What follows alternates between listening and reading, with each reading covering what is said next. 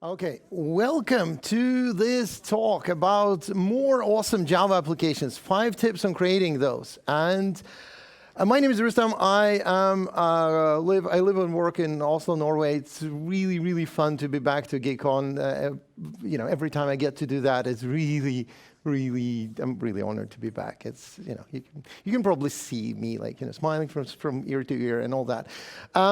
Thank you all for coming to this lightning talk. And I want to talk a little bit about what makes Java applications awesome. I had a session just a little bit earlier, just before lunch, together with a colleague of mine, and we talked more about how to make your applications more modern and put them and make them more serverless. Here, I kind of want to continue a little bit into that direction and explain a little bit more about these features that you can add to your application to make them awesome.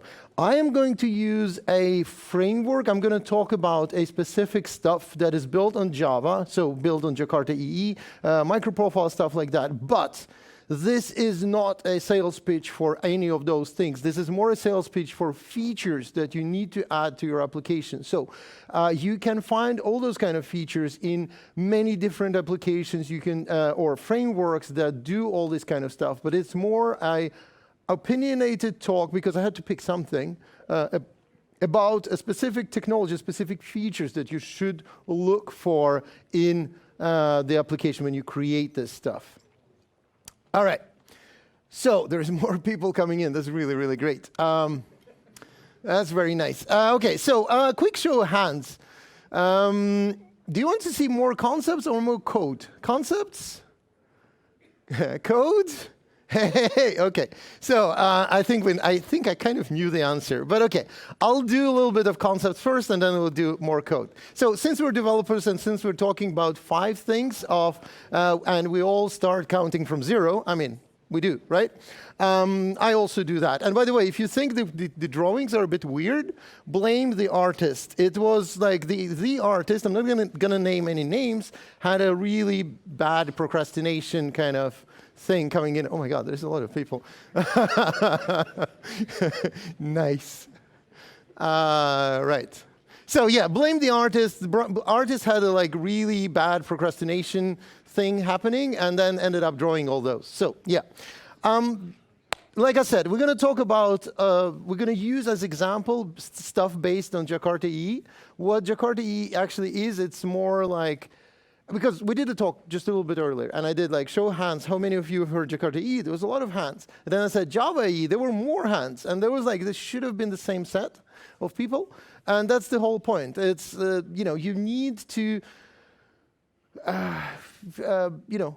please do remember that you just think that thing changed name. And it's actually a lot of people talk about, oh, Java is this and Java is that. It kind of sucks and this because it doesn't do the batteries included kind of thing. And the other languages have it, Java doesn't. Well, they do. It's called Jakarta EE. It has a lot of extra libraries that make your life a little bit easier when you do modern apps, when you do microservices, when you do stuff like that. And here you can see a timeline of what's happening and naming the name changes. So JP, Java 2E, J2EE, Java EE, Jakarta EE, and now we're at Jakarta EE 10. By the way, I actually have one left microprofile hoodie, Jakarta EE, Eclipse Foundation hoodie, size L. If you want one, we gave away 2. I still have 1 in my backpack. I'll bring it tomorrow. Jakarta E10 platform, and that you will get by asking questions or doing something that will pick someone at some point, at random, I guess. What is Jakarta EE core profile? That's what you actually want to have in your applications, in your typical Java microservice applications. It contains things like dependency injection. It contains things like, things you do with JSON.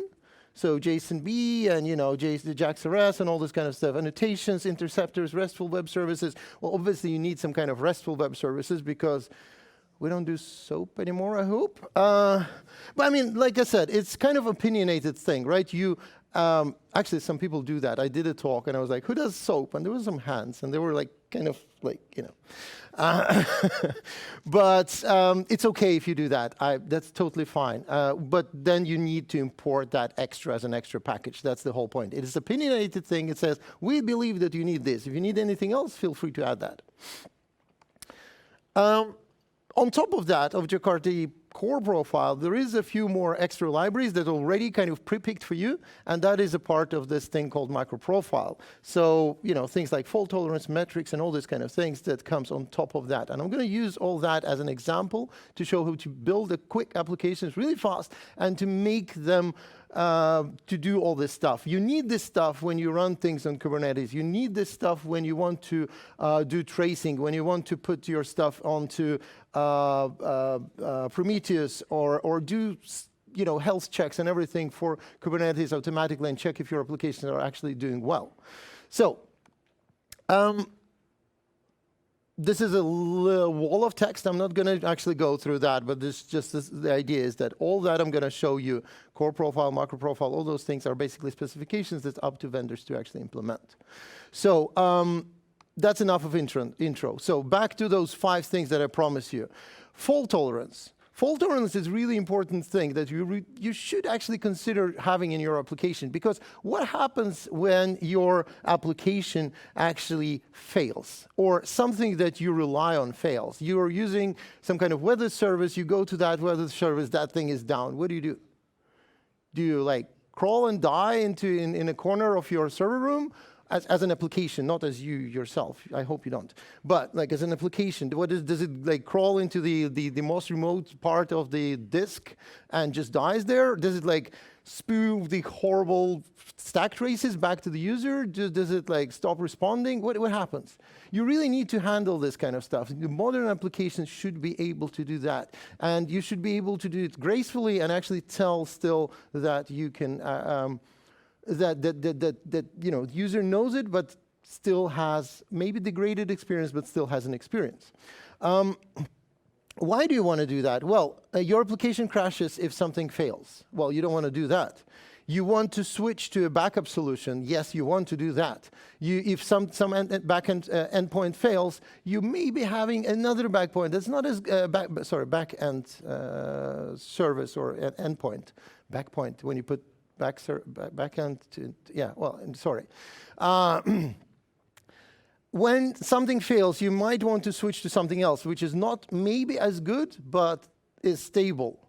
Weather service, you switch to something else, well, they don't really provide some super accurate stuff, but at least I get something.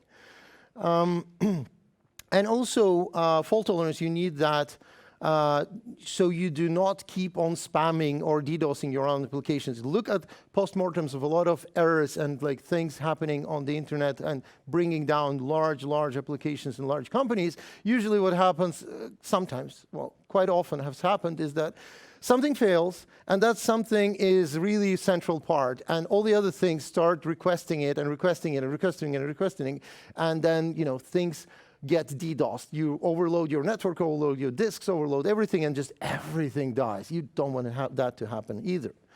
How do you do that? Well, you can expect, I'm going to show you, this is the specifications from MicroProfile, but you don't have to use that. You can use whatever you want, but you can expect something similar, or look for something similar, look for something that provides you things like that. Things like timeout, retry, fallbacks, circuit breakers, bulkheads, and asynchronous. So timeout, like, how long do I wait until I give up waiting for answer? Retries, how often do I get to retry? So maybe 3 times and then just don't do anything.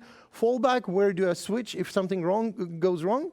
Circuit breaker is like, when do you actually break the, like you do, like happens with the power supply, at your home. If you overload it, the circuit breaker goes and lights goes out without no damage done. So this is kind of thing you want to do.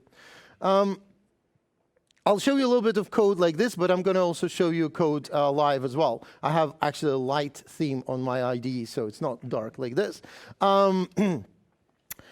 So here it is. Basically, I have 2 endpoints. I have a message endpoint that I said, well, it's going to reply to GET requests. The URL is something like the root /message. and do something, and you're going to return JSON. And by the way, if anything fails, there is this thing called message backup, and go into that one. The way you do that actually is so I have a very, very flaky service on the left side. And as you can see, it's very flaky. It's basically rolling the dice. And if the dice number is like divisible by 2, it succeeds. If it's not, then it just says, oh, well, I failed. That was like a way of emulating errors. And I actually have a API backup message that would return, I'm a backup hello. And the other one would say hello world, and then it's like, hey, I'm a backup hello. You'll see that in a second. Okay, next thing I want to talk. I need to be quick because we have 20 minutes in total. We're kind of used half of it already, so we need to be quick. Health. What is health? Well, how do you know how your application is doing? Because, well, you know what to do when it fails, but how do you know how it's actually doing inside container, inside that metal box, somewhere on the cloud, somewhere on somebody else's computer, somewhere? Well, you want to expose some kind of stuff about it. I mean, I'm full of bad jokes. I've done a lot of before lunch, but I mean, I still have a few left. So WhatsApp up, that was one of them. I'm really sorry for that, but I'm in town whole week, so Okay, 1 liked it, perfect, thank you. 2 liked it. Now we have 100% increase in people liking my bad jokes. Anyway, now we want to know if the container is actually up. Is it up and running? If the app inside that container is up and running. And we need to know this kind of stuff to scale, because you need to know how bad is it. Do we need to do scale? Because normally you would scale on like memory or CPU usage and stuff like that, but maybe your application is different. Maybe your application is a beautiful, beautiful snowflake that is super different, that has its different kind of metrics, and you need to scale that based on not CPU and disk usage and that kind of stuff. Health. For that, how do we do that? Well, we provide a few kind of annotations again. You do readiness, startup, and liveness probes. Readiness, and are you actually ready to serve the requests already? Or startup is like, have you started up the application inside the container? Or liveness is basically a kind of a ping or like a kick saying like, hey, you're good? Yeah, good, okay, fine. And that's basically what Kubernetes does. And if you kick something and it doesn't reply, then you just kill it and you recreate it, right? It's a new brave world. Speaking of things, of knowing how things are doing, metrics is another thing. So it's kind of a continuation. Now you know that your things are alive. You want to talk about how to measure stuff. Well, you can measure stuff and you can define custom application metrics. Like I said, right, custom stuff to know when to scale. You know things are live and running. Now you need to know how to expose some numbers so you can actually build more stuff around and scale your application up and down, and well, just knowing how it's doing, because we're curious beings. Like, how many of you looked inside the car that you got for a present and it stopped working? But with metrics, you can look inside and it still continues working, so that's a good thing. Like I said, bad jokes. Okay, metrics. Measure custom parameters. You can there will be provided some parameters for you, the typical ones, but you can also create custom ones as well. Like, for example, number of requests coming in. How many requests have I served? How many users are we having concurrent? Things like that. And it will be specific to your application, so you can create stuff specific to your application as well. How do you do that? Well, one of the ways of doing that again is using the packages that are part of the microprofile spec. Is you can do, for example, things like counted. And you can also do counted by different tags, so you can create like different things, and you can measure things based on different metrics, different ways of counting, different tags from where things come from, what is being invoked, and so on, so on, so on. And you will get a endpoint /metrics where you can actually go in and it will be all there. Beautiful. Second to last thing that is not part of the microprofile, but the really, really nice thing to have for a modern and cool applications is a feature toggling. So I really want to talk a few more seconds about this, and that is like the way of turning off and on stuff without actually deploying it. And I've seen that before. I worked as a consultant for like 17 years. And when you work as a consultant, you basically do projects for somebody else. And those somebody else can be dependent on a lot of things, right? If you're working for some kind of public stuff, they might be dependent on public opinion, maybe something else. And sometimes they come to you and say, hey, you know that feature you've been developing for like 2 weeks? Yeah. We can't release it yet. For reasons, I'm not going to tell you what reasons. We need to wait for another 2 weeks because in 2 weeks there is thing happening. And we want people like us for that thing, and then after that, for that, what do? Do you actually kind of remove the code? Do you kind of hide it? Do you like reword it? Do you create a feature branch? Well, with feature toggling it would be really nice. You just create a feature toggle and a few like if sentences here and just like flip it, it's gone, right? I mean, it's not that bad as I explained. I mean, I work with a really ethical projects and all that. It's not really, it's just, all is over exaggerated to prove the point, but, with that being said, things may happen. You might want to hide things, and there might be really legit reasons for hiding that because, for example, you've developed the front end, but the back end is not ready. It's buggy. What do? Right? You can actually do a feature toggle on the front end, hide it, and don't really expose users to that. Or you can actually do A/B testing, and you do feature, okay, half of the users get one thing, the other half do the other thing. Or you can do geographical, like if people coming from Poland, they get hello world, and people from Japan get, I don't know, something else, hello. Very good at, improvising examples. Feature toggling, you can turn them on and off, obviously. Captain Obvious to the rescue. So you can do gradual releases, you can do focus groups, like I said, right? And also partially implemented features. We talked a little bit about that as well. So how do you do that? Well, you can obviously do it by hand. You can put it in config file, and you can get a lot of headaches. So if you do that, get some whatever you use for a headache. Because you will get that. But there are products for that. I'm going to show you one which is open source. I mean, they have like a cloud service and stuff, and they earn money on these things. But they actually give you for free the whole thing. It's an open source. Norwegian started company as a kind of spin-off from fintech, some stuff happening. But anyway, the point is, there are different products, there are different ways of doing that, but I'm going to show you one, and then you can look for similar things as well. And what you really want to do is to use tool. The other thing that you really want to do is to keep track of your features and remove them after you don't use them, because hoarding is not really good thing for anything. It's not really good for the code. It's a very bad thing for features because you kind of lose track. And after a while, it becomes like the holy feature. We don't know what it does, but we can't touch it.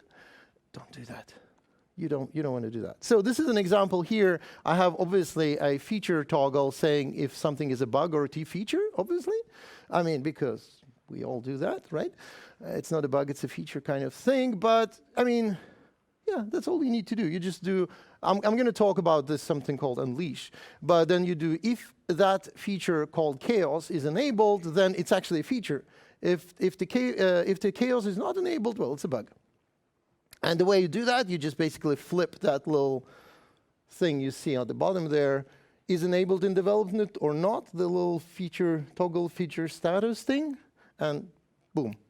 Again, this is an example. There are different products, but Last thing I want to talk about is environments, configuration, infrastructure, and all this kind of stuff. And this is really, really important. First things first. Whatever you do, your modern application is not a ClickOps application. You do not want to use mouse to set it up. You want to automate, automate, and automate. And when you think you've done automation, you go and grab a cup of coffee, you come back, and you automate some more. No ClickOps, no like even setting up the environments. There are tools for that. There is like Pulumi, what's the other one? God. Yeah, there are a bunch of tools. The brain stops working at some point when you get to stage. So environment configuration, all this kind of infrastructure and all this is very, very important to do for many reasons. One, it's kind of boring to do the same stuff over again, but it's also reproducible. It's actually documented. When you put this thing into code, it's actually documented as well. And, well, obviously it's automated, so you can do all the fun stuff and play with converting bugs to features or feature to bugs. I'm not sure. But you can do that instead of doing infrastructure. Much more fun. The bad thing, you need to maintain that. It's not like write once and it's just going to be there magically. Your environments change, your requirements change, you know, all this kind of Terraform was the word I was looking for, by the way. Pulumi and Terraform. See, it comes back at some point. So infrastructure as codes, Terraform, Pulumi, a bunch of other things, you can use that. You can also do configuration. In this case, again, I'm using microprofile config as an example, but there are config libraries like that for other libraries as well. And infrastructure, you know, consider what you need to do. Infrastructure as service, platform as a service, serverless. Do you actually want to go VMs, like good old school?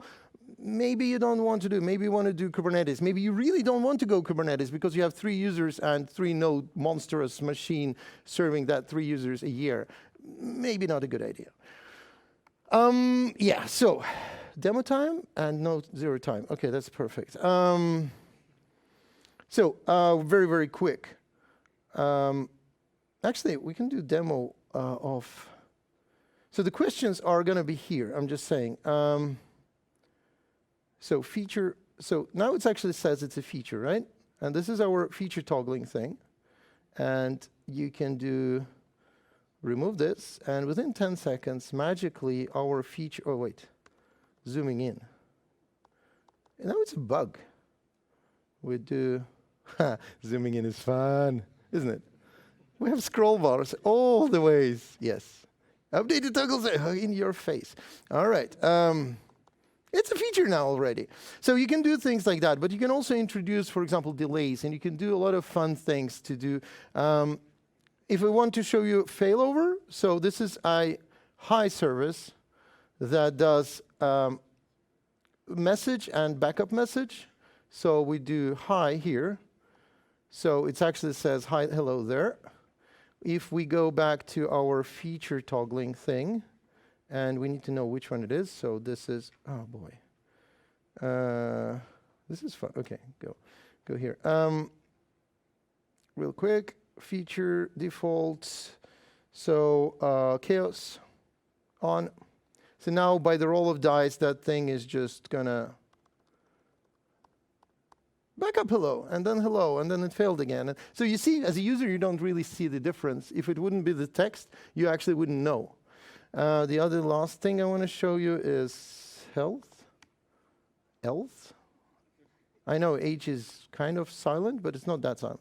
So you can actually do this kind of stuff. You can do by liveness, different liveness versions and all that. And the way you implement that is also quite nice. But for example, here I just return depending on the response code I get. This is very simple, but you can do it as complicated as you want. But depending on the response code you get, you actually tell what's going on and tell if it is good or bad. And you can also do a bunch of readiness stuff. So I mean, it's all this kind of stuff. It's quite easy to do, but you just you create config properties. You create you tell what it is, and you implement a health check class, and then you do stuff inside. I mean, I would love to show you more code, but I think we're running out of time. So, what else? What else fun things I can show you?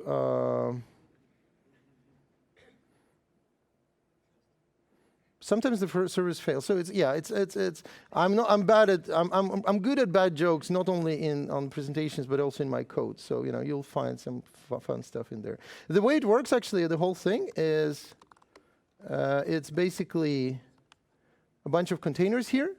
So I have 4 different containers, and it's all documented really well in the README file, where I have proudly, yes, I'm a nerd. I've proudly actually put the. That's the wrong README file. This one. I proudly actually put the whole documentation in ASCII. So, yes. Thank you very much. So there is actually 2 services doing HTTP and everything. Don't ask me how much time I spent drawing that. There is a tool. I didn't do it by hand, but you know. And then you also have an Unleash service that does the feature toggles and stuff like that. And then you could actually do features and stuff. And a learning lesson from this thing: you really need to update your documentation, because if you see a number of features here, and you see a number of features in actual production, is a little bit different. Off by 1. We're done. Thank you very much for coming. Enjoy the rest of the conference.